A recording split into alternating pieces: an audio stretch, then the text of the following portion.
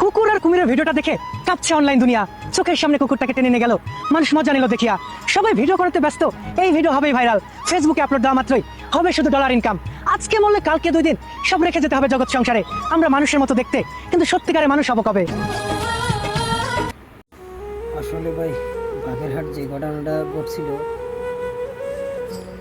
মানুষও কোথায় গেল মায়া দয়া, কোথায় গেলে কি একটা অবুঝ পাখি কুকুর তাকে কুমিরে গালে নিয়ে তুলে দিল। সবাই বাইরে ঢোকার জন্য ভিডিও করতেছে। আসলে ভিডিওটা দেখি কলিজাটা ফেটে গেল। কেন জানেন ভাই?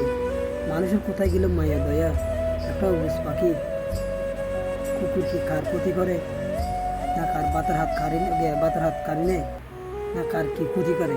একটা কুকুর বাড়ি সই দেয়, এলাকা সই দেয়। বাইরে একটা সুর আসলে, কোনো একজন কেউ আসলে কুকুরটা গেউ করে উঠে। আসলে কুকুরটা কুমিরের গালে তুলে দেওয়ার কী দরকার ছিল? হ্যাঁ, তাকে আইনেতে তো প্রশাসন আনি কঠোর শাস্তি দেওয়ার প্রয়োজন। দূর দাবি জানেন আমরা। হ্যাঁ, ওকে যেন কুকুর শাস্তি দেয়। এই কুকুরটা কেন বাগেরহাট এক মাজারের মাধ্যমে কুমির আছে যে এরকম পুকুরে এরকম বাঁধি কেন আনলো? কী কারণে?